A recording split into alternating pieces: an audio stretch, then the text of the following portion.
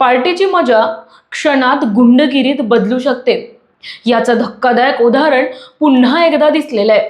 म्हणजेच दारूच्या नशेत तरुणांचा थयथयाट इतका वाढला की विलामध्येच रक्तरंजित राडा झाला। प्रश्न असा आहे की अशा पार्ट्यांवर कुणाचं नियंत्रण आहे का? चला तर जाणून घेऊयात काय आहे संपूर्ण प्रकरण। नमस्कार, मी सृष्टीसाठी, तुम्ही पाहताय न्यूज डॉट्स। पुण्यातील सोमटणे फाटा परिसरात सोमवारी रात्री घडलेली घटना एकाच वेळी धक्कादायक आणि संतापजनक ठरली। पार्टीसाठी भाड्याने घेतलेल्या एका विलामध्ये मध्यधुंद तरुणांनी प्रचंड गोंधळ घालत थेट गुंडगिरी सुरू केली। आवाज, वाद आणि मारामारी इतकी वाढली की परिस्थिती आवरण्यासाठी विला मालक आणि केअरटेकर पुढे आले, पण त्यांनाच या नशेच्या राड्याचा फटका बसला।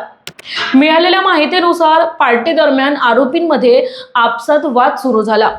मोठ्या आवाजामुळे आणि मारामारीमुळे विलामध्ये एकच गोंधळ उडाला। हा प्रकार थांबवण्यासाठी मालक गोपाल मोरे आणि केअरटेकर तिथे गेले असता तरुणांनी त्यांच्यावरच हल्ला केला। एका आरोपीने लाकडी काठीने मालकाला बेदम मारहाण केली, तर इतरांनी केअरटेकरला लाथाबुक्क्यांनी बेदम मारलं।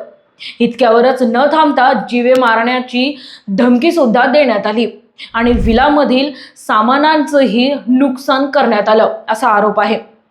तर या प्रकरणी पोलिसांनी 12 जणांविरुद्ध गुन्हा दाखल केला असून 9 आरोपींना अटक करण्यात आलेली आहे, तर उर्वरित आरोपींचा शोध सुरू आहे।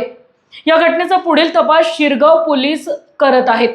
घटनेनंतर परिसरात भीतीचं वातावरण निर्माण झालं असून पार्टीच्या नावाखाली सुरू असलेल्या अशा बेजबाबदार प्रकारांवर प्रश्नचिन्ह उभं राहिलेलं आहे।